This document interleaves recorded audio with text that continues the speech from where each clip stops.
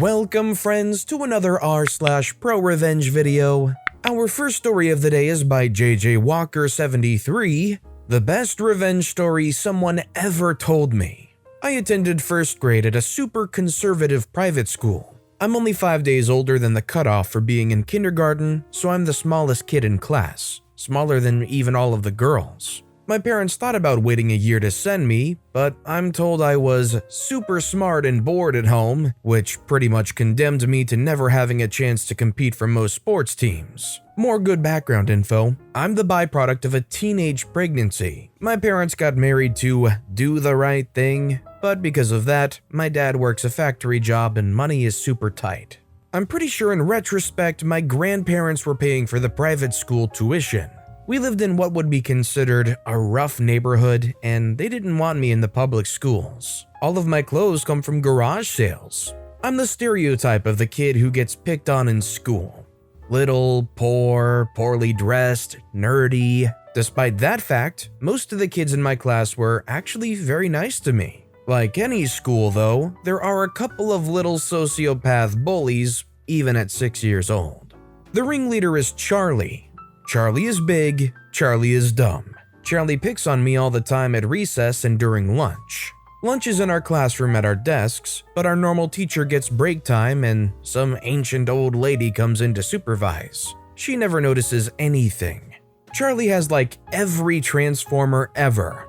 I have 2 GoBots. Charlie pushes me down at recess. He teases me relentlessly. He has a toady or 2 and they're smart enough not to tease me when teachers are looking. Charlie makes my life sort of miserable.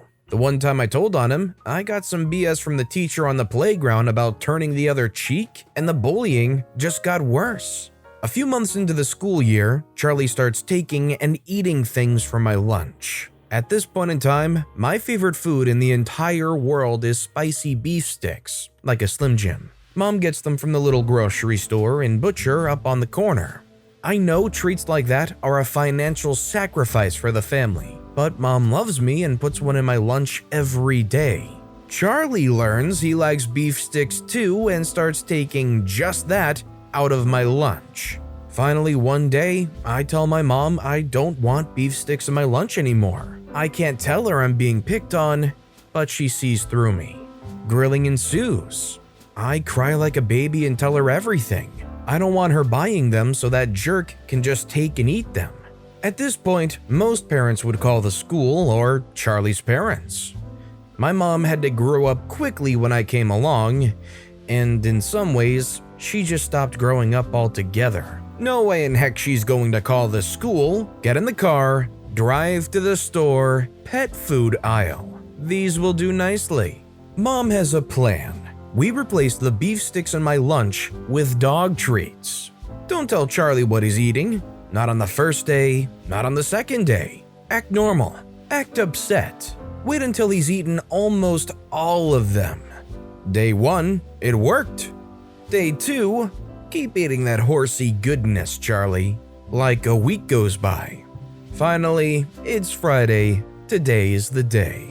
I put the bag of dog treats in my desk and make sure Charlie doesn't see it. Lunch rolls around. I wait until Charlie steals my beef stick and goes back to his desk. I wait until he's chewing on it. I pull the bag out of my desk and show everyone.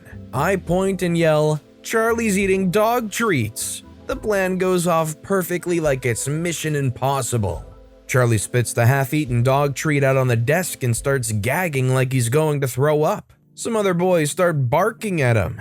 The entire class is yelling and laughing and barking. Charlie gets up crying and runs out of the classroom. The old lunch lady monitor has no clue what just happened. She's only concerned some kid just ran out of the classroom and heads off to find him. The rest of us finish eating and go off to recess. I'm like a hero. I share the details of my heroic plan with other kids. No sign of Charlie all recess.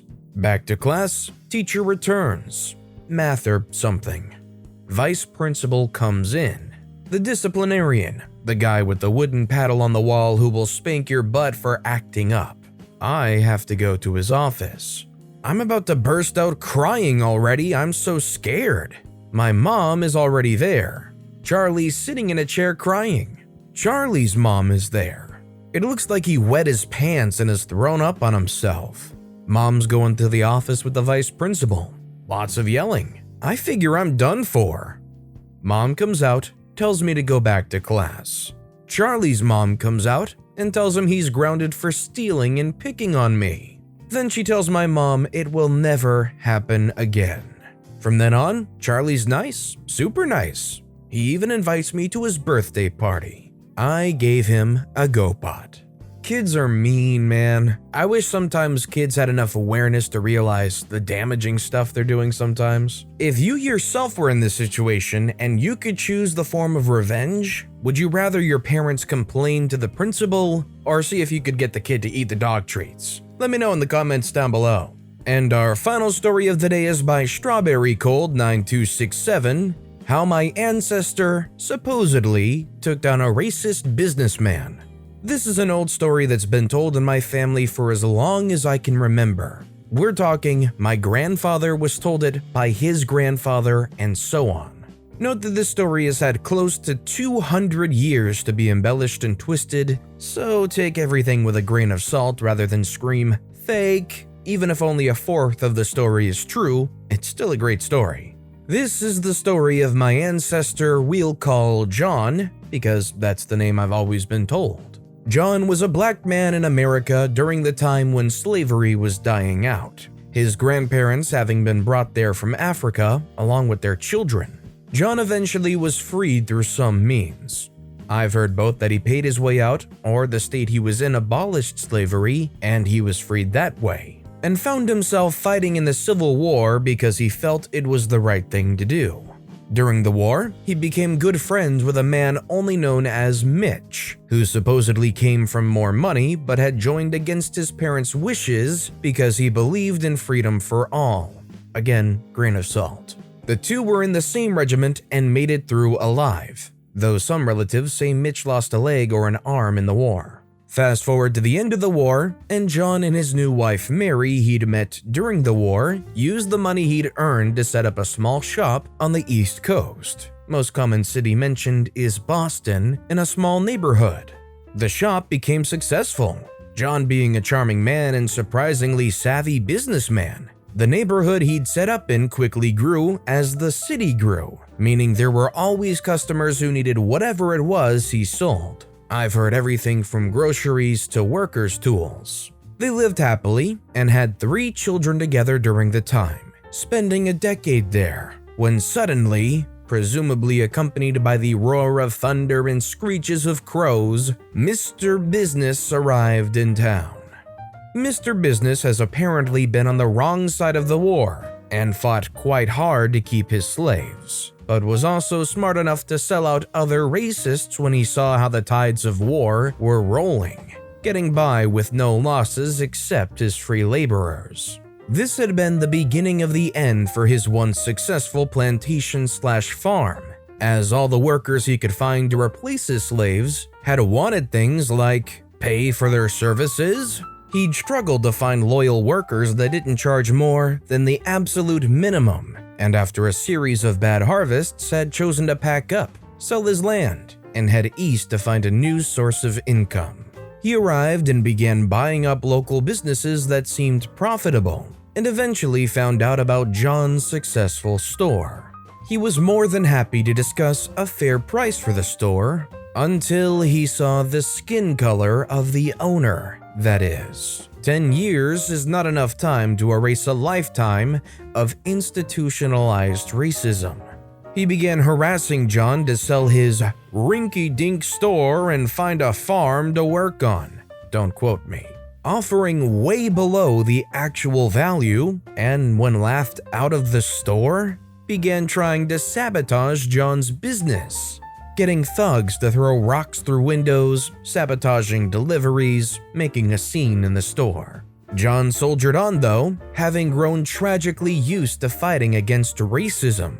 He also had a lot of friends in the community who helped keep the store floating. Then it was that John's oldest son, who was 13 to 14 at the time, found himself getting beaten up, heading home at night from his job. Again, blurry details. and wound up with a lot of scars that he'd supposedly been stuck with all his life. John had had enough, and as luck would have it, had an out, having been contacted by his old friend Mitch. Mitch was starting up a farm/plantation in the west/south/southwest and needed loyal workers. He'd offered John a foreman position, good pay, and a plot of land to live on with his family. This, dear readers, is when the revenge plan begins. John contacted Mr. Business, offering to sell at 75% what the shop was actually worth, and maybe because his other businesses hadn't worked out, he took it. However, John supplied the contract and proper solicitor to make things legal. The contract basically saying that after midnight of the date of signing, the shop and everything inside would transfer ownership to Mr. Business. Little did he know that that day, up until midnight, the shop was having a massive clearance sale, selling everything not nailed down at ridiculous prices to a grateful neighborhood. When they closed up that night and mailed the keys to Mr. Business, there was little left to sell in the store, if anything. John never found out what happened next, as they left town soon after and never returned. But personally, I'd like to think that Mr. Business arrived with his workers to an empty store with no deliveries coming, screaming and crying in the mud as he realized he'd been outsmarted by a lesser species. John and his family moved to work at Mitch's farm for the rest of their lives, John supposedly passing away in his 60s. Thank you for reading. Again, a lot of this is probably embellished, if not a straight-up fairy tale, but my family all treat it as a true story, and I felt it was too good of a story to not share. I think this is a great story. Whether or not it's true to the history of OP's ancestry or not, I think just as a story itself, it's awesome enough to hear about. It's such a good story that you're willing to overlook the chance that it isn't real at all. You'd be proud of an ancestry like that. It also offers up a perspective where you can imagine yourself in that situation and just have a small taste of how awful and despicable people were acting at that time in history. I appreciate it not only for OP's potential ancestral history involved in this, but for the historical significance of it in general. It's just an awesome view into an awesome person's life at a time of great controversy and adversity, and ultimately making it out on top. But with that being said, that's all the time we have for today, so if you have a favorite story of the day, let me know which story and why in the comments down below. But besides that, if you enjoyed the video, please consider giving it a like, and if you haven't, subscribe and turn notifications on so you'll never miss an upcoming video. No matter what you do, whether it's just viewing the video, liking, subscribing, turning notifications on, I appreciate the heck out of it. Every little thing that you do helps the channel grow that much more, and I can't thank you enough for it. So, until next time, I hope you all have a wonderful day, and I'll be right here next time on the Storytime channel.